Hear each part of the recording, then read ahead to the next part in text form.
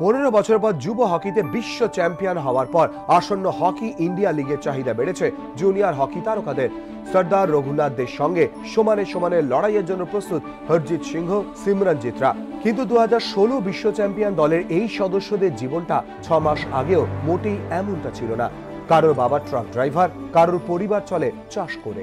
সেই পরিবার থেকে উঠে এসে হরজিৎ, হরমনপ্রীতদের রূপকথার মতো উত্থানের পেছনে রয়েছে এক বঙ্গ মনোবিদের নয়া স্ট্র্যাটেজি। শুধু হকি স্টিক আর বলের লড়াই দিয়ে বিশ্ব জয় সম্ভব নয়, প্রয়োজন মানসিকতা বদলে।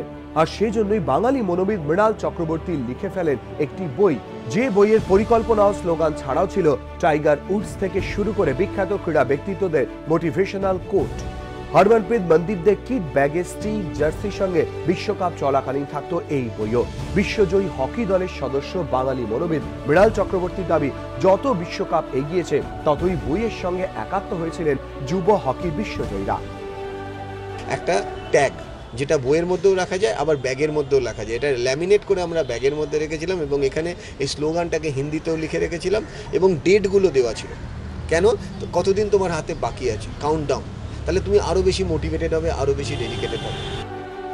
হকি ইন্ডিয়া লিগে যুব হকির বিশ্বজয়ীরা এখন ব্যস্ত থাকলেও নজর এখন সিনিয়র দলের দিকেই। আর এই উত্থানের পেছনে রয়েছে এক বাঙালির লড়াই। রক্তিম ঘোষ, এবিপি আনন্দ।